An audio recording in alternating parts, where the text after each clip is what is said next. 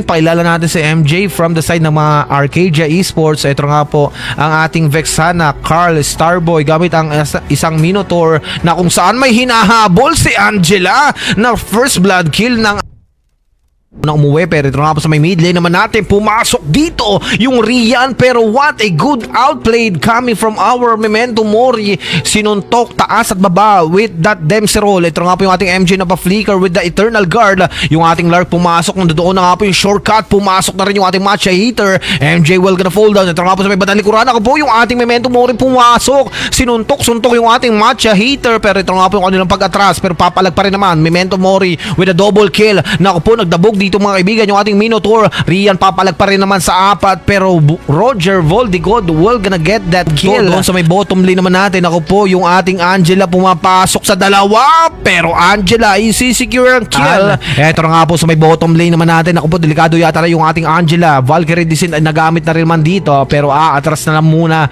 dahil medyo maganda yung pagpoprotekta ng ating Carl. Doon na nga po yung tower ay babagsak. Matcha Hater makakuha ng kill, bagsak yung ating Memento Mori. Nako po, yung kanina mga humahabol ay ngayon ang hinahabol. Ang Angela natin ay tutumba na naman.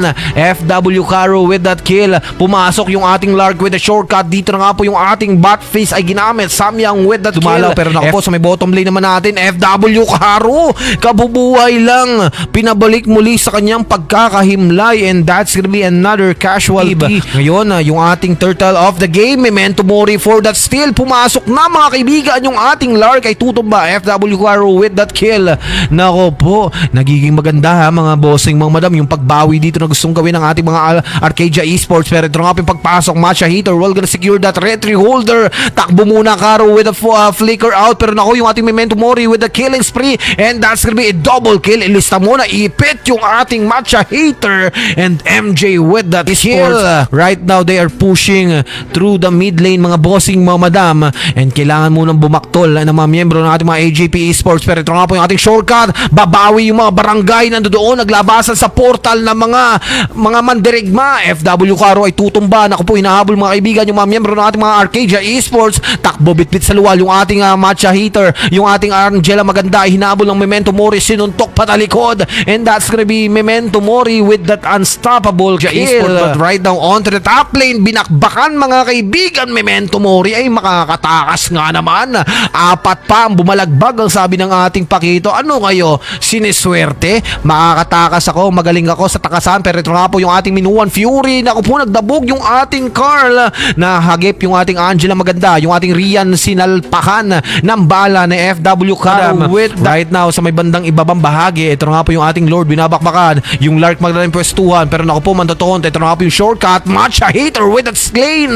And nabigyan din siya ng kamatayan. Samyang with that kill. FW Caro ay tutumba. Naku po, delikado yata. 2 miyembro ng ating mga AE ay tutumba. Hinahabol pa yung ating Rian and Angela maganda with that kill. Yung ating Pobius, naku po, delikado sa may bandang likuran. Naku po, bumabakbak dito. Maiiwan yung Memento Mori, and that's gonna be Samyang with that shutdown. Isa na lang ang kailangan nilang kunin para nga po makuha ang wipeout. Carl trying to run for his life. Makakatakas pa ba? Tower dive goes in, pero pipilit pa rin.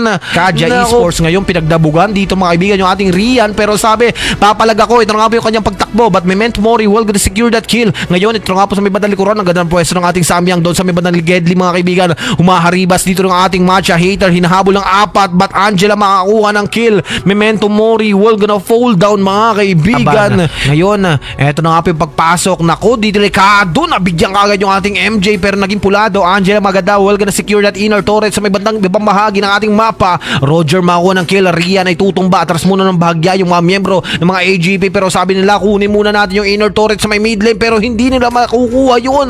Makakadepensa pa naman. Maganda rito yung mga miyembro ng ating mga Arcadia Esports. Mga kaibigan, flicker with that shortcut mga kaibigan. Yung ating Roger ay mabibigyan ng ating Matcha Hater. Isusunod pa yung may mid lane naman natin mga kaibigan. Ako po, may tower doon sa inner turret sa may bandang taas sa bahagi. Mukhang kukunin nila yun. FW Caro will gonna get that kill. Matcha Hater will gonna fall down. Atras muna mga miyembro ng ating mga Toma. Ngayon, abanting malala yung mga miyembro ng ating mga Arcadia Esports, and isang biglaang clash ang nangyari. Esports, but Right now, eto na naman yung shortcut. Ginulat na naman sila mga kaibigan. Ito nga po yung ating mga AA mapapaatras. MJ will gonna fall down. Memento Mori babagsak. Isinunod pa yung ating Carl yata. Naku po, balagbag yung ating Angela. Maganda. And that's gonna be a double kill. Samyang with a double kill. And that's gonna be a triple kill with a good wipeout, ladies and gentlemen.